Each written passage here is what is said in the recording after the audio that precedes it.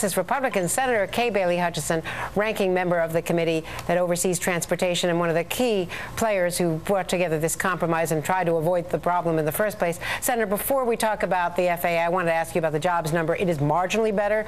Some are breathing a sigh of relief. Certainly Wall Street is. It's 9.1%, but it's not enough jobs growth to really get past the normal growth of the population. What would you do? Because a lot of people now are saying that all the talk about austerity and balanced budgets, which you supported, is the wrong direction, that we need more investment. Oh, Andrea, first of all, I'm very concerned about the jobless rate, and I think the only way to handle the jobless rate is to look at the overburdening regulations and the Obama health care that is causing a freeze on hiring. I talked to business people from Texas and other places, and they're not going to hire until they know what the true costs of the Obama health care plan are, and then all the talk of new taxes on top of that has really frozen employment.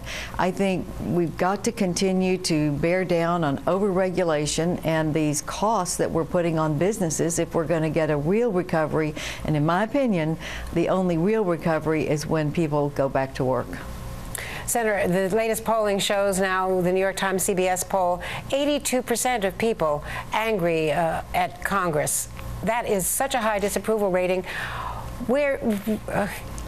How do you respond to that? Those of you who are in the leadership and have seen it in good times and bad, this is about as bad as any of us have seen it. That's correct. There's just no putting a spin on that. It's just terrible. And I think it's because they see that there is such gridlock and that we can't move to solutions. I also think, Andrea, that we have a true divide in philosophy. And I think there are very differing philosophical views, and it's a true battle. So battles are not pretty, but I do think that we got to move in the right direction, and of course it's small steps in the right direction, but no doubt about it, people are frustrated with government, they're frustrated with politicians, they're frustrated with Congress and the president. So I think it is a tough time for people, especially people who are suffering, and that causes bad feelings. Do you think that members of both parties are going to get the message, and when you come back after Labor Day, that there will be an effort to, first of all, resolve this FAA thing long-term, not just the short-term patch, and also appoint people to this super committee that might actually want to get something done rather than result in gridlock 10 weeks later, which would put us into a trigger that could be the worst thing for the economy right now?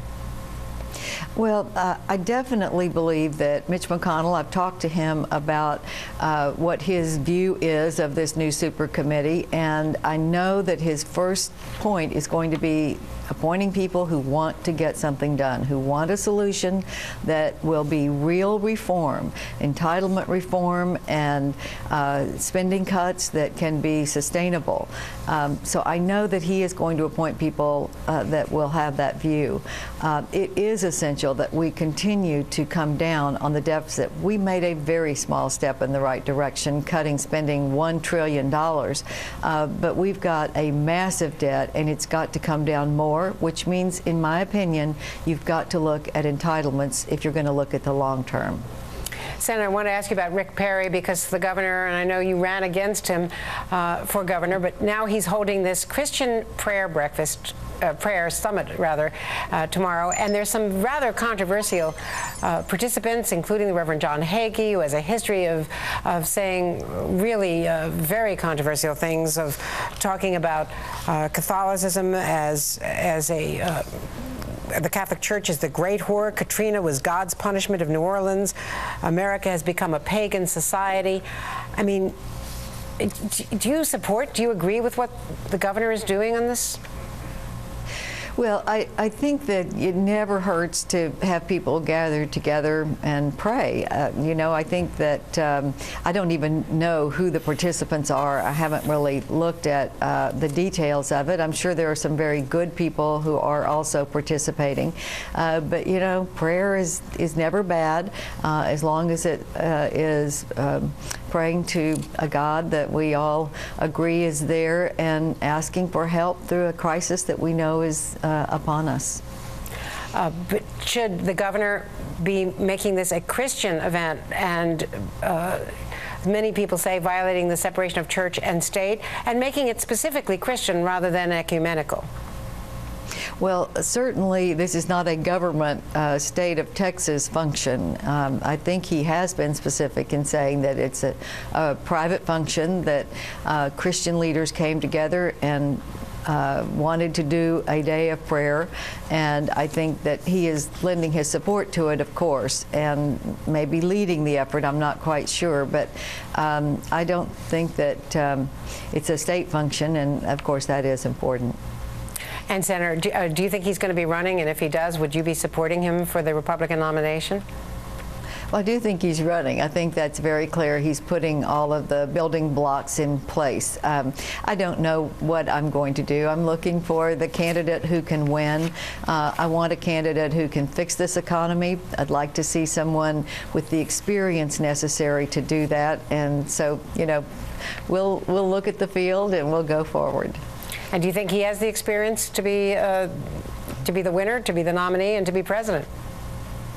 Well, he certainly has government experience. I've always felt like we need people who've really been in the private sector as well, and who've actually created jobs, who know what the overregulation does to hiring. That's what I think is wrong with the Obama administration, frankly, is that we don't have enough people in that administration with real business experience. Academics and political organizers don't really know how to create jobs. And I think that's what has been our problem for the last couple of years. And now I hope we're going to move forward and try to get this debt situation in place. And then I do hope that we will have someone with more business experience in the White House. Senator Kay Bailey Hutchison, that was a great pivot and very diplomatic, and I give you credit for that.